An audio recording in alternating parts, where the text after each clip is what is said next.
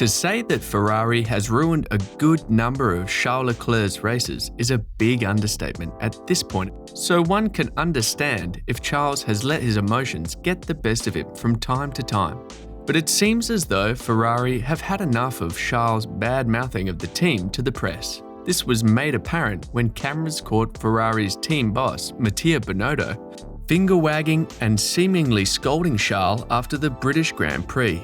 The other members of the team are also feeling the pressure from Charles, as only few members of the team came and celebrated with Carlos Sainz at the podium last Sunday. So what is happening within the team? Well, you are going to have to stick around to find out. But before we get to it, consider subscribing, as we've just uploaded 5 times out of the past 5 days just to keep you guys updated on the latest happenings in the F1 space. Now that's out of the way, let's get to it.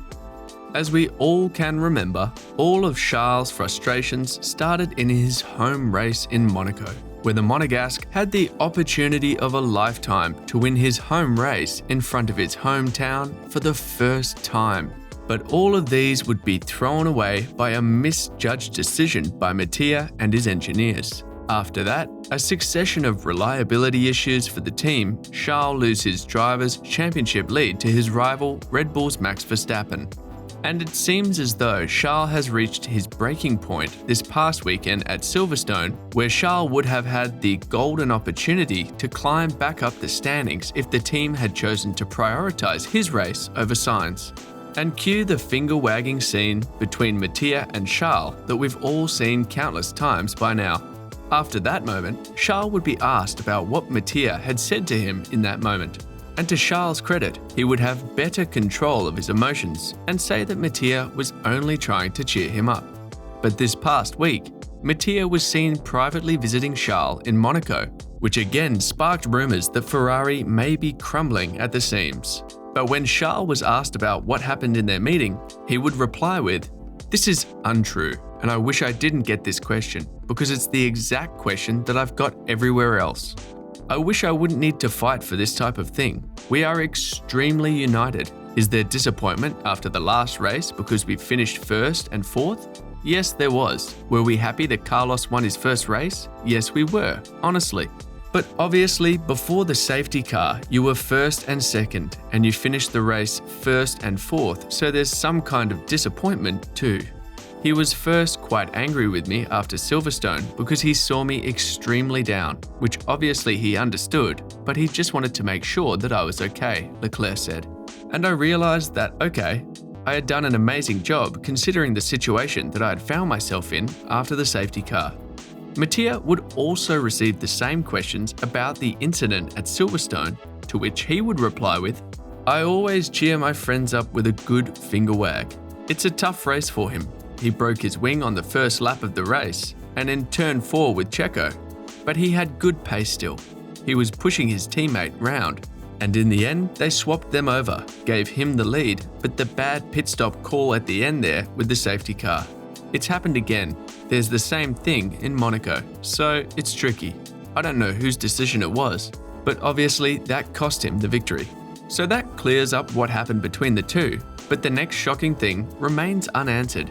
Why were there so few Ferrari staff members that came to celebrate with Carlos Sainz in his maiden win in F1? Charles would be asked about this, to which he would reply with, "I think half of the team that stayed on the picture missed the plane to go back home. It was quite tricky. We wanted to do a first picture, but Carlos was not here, so we had to delay everything. But there's no hard feelings whatsoever." But a former Ferrari press officer believes that wasn't what truly happened in the garage, as Alberto Antonini received word from trusted source that the staff initially did not want to celebrate the race win. In his words, "I have been told, and I trust this source, an ugly episode that occurred in the immediate aftermath of the Silverstone race. Part of the Ferrari staff allegedly refused, at least initially, to attend the podium ceremony and photo op. If true, as I fear, this is not a good sign. A little healthy rivalry inside the garage is fine. It is fine for each mechanic and each technician to cheer for his driver, but the common interest must be to aim to win.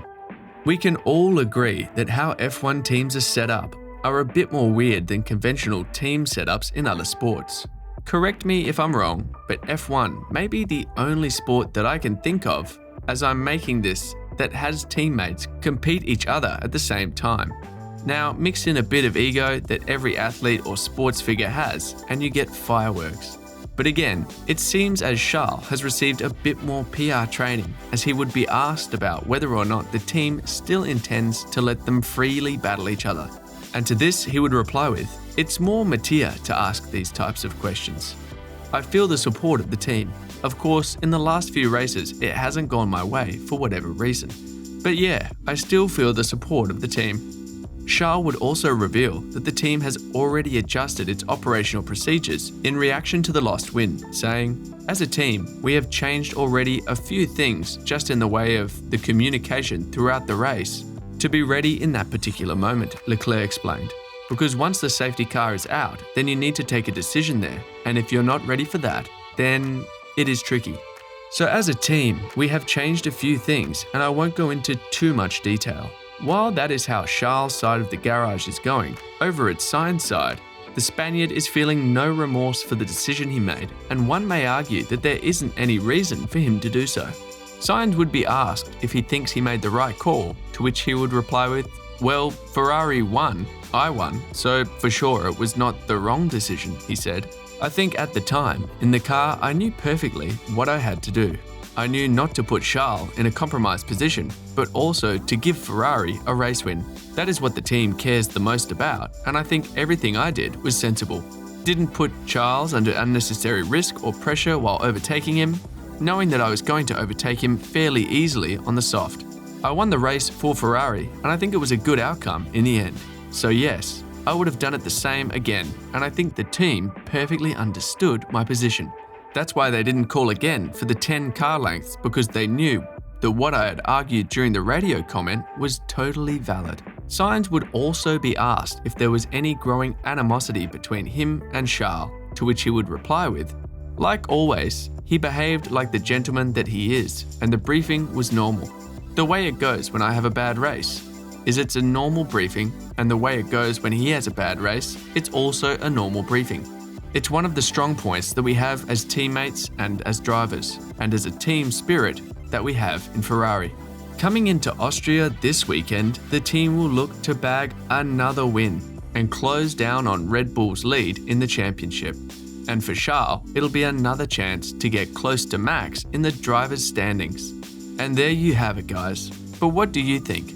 Will this be the start of a more peaceful atmosphere at Ferrari? Or will another mess up from the team enrage Charles or even Carlos?